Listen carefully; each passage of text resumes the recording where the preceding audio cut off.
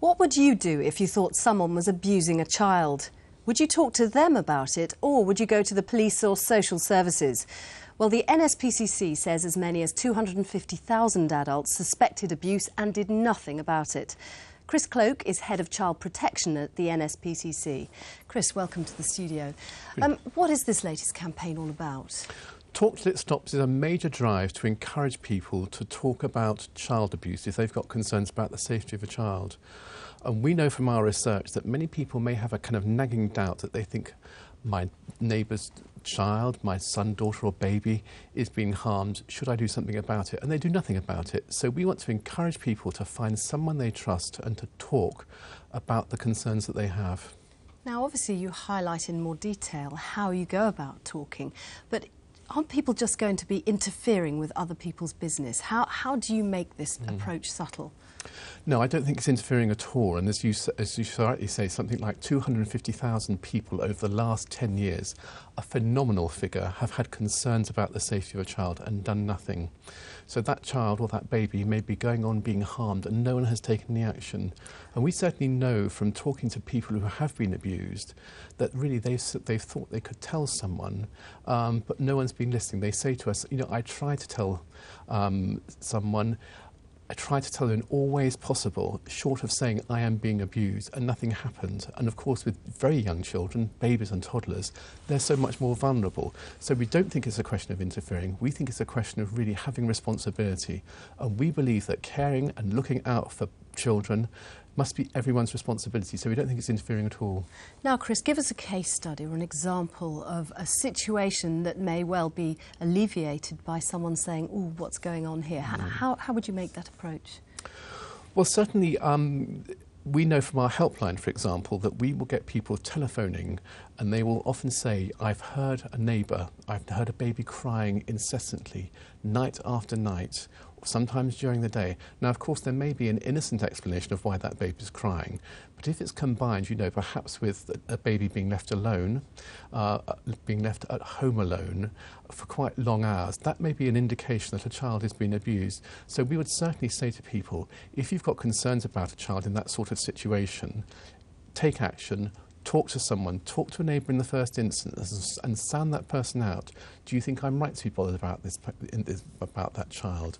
Have you got worries? What do you think? So if you can talk it through, and we think if we can encourage people to talk through what their concerns are, that's a very vital first step to taking action. Sometimes, though, you're presented with a more aggressive situation. You're talking about this neighbour. That neighbour might not want anything to do with you, and therefore the approach is difficult. You're suggesting maybe phone and talk to someone, phone the helpline, but you mustn't go chasing in there and bull in a china shop. No, I think that's absolutely right. You've hit the nail on the head. We would certainly say if it's appropriate to take action and talk to someone, that's a good thing to do.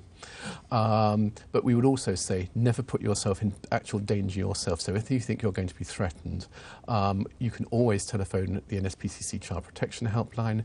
You can always contact police or social services if it's an emergency. But don't put yourself in danger. No. Now, have you done research that actually says that this campaign is going to improve, you know, this 250,000 that we're talking about is going to be reduced radically in a very short space of time? Well, programmes like this are excellent in highlighting the issue, and so we've been running advertising campaigns, we've been getting coverage on television, and certainly from the research that we've been doing, we know there's a lot of awareness, so people are taking action.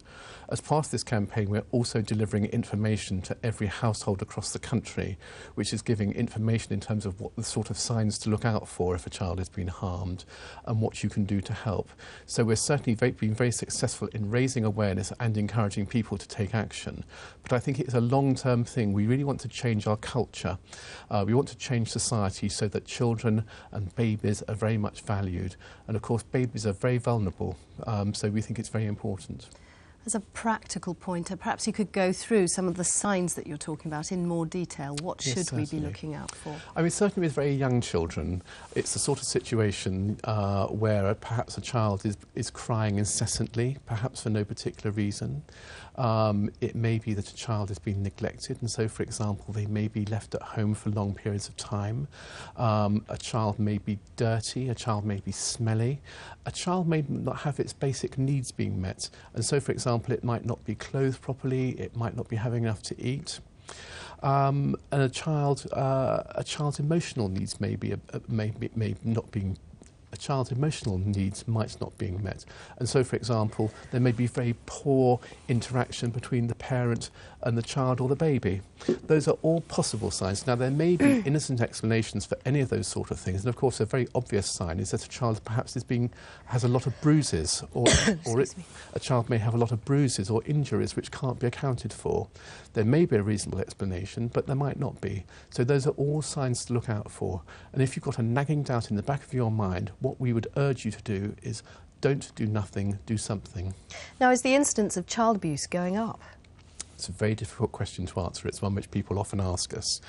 I think probably what's happening is there is a much greater awareness of children being abused, which is good.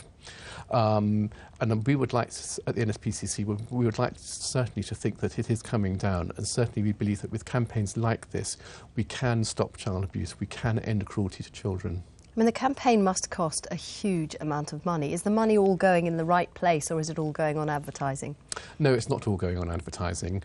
And certainly, you know, we're providing information, we're giving people information leaflets, but we're also providing, the NSPCC is also providing services as well. So we have our helpline that people can telephone 24 hours a day free of charge, and the helpline will advise and counsel people in terms of what to do if they've got concerns.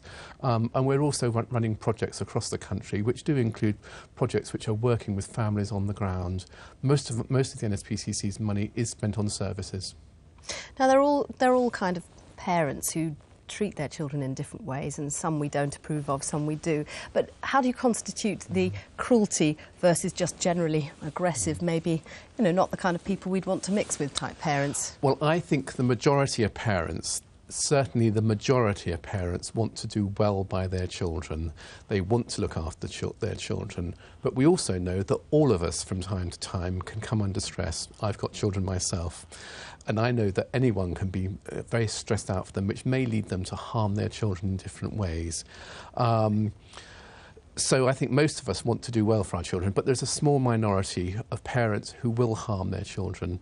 And those are certainly parents that we want to look out for. But I think what's very important is if we can take early action, if we can support those parents, we can reduce the harm that children and babies experience.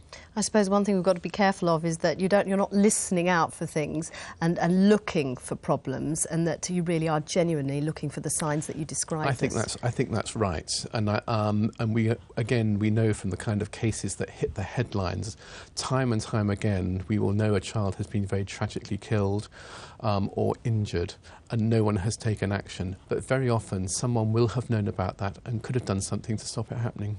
Chris, this is a very worthwhile cause. We wish you the best of luck with the campaign. Thanks very much indeed. You. Thank you.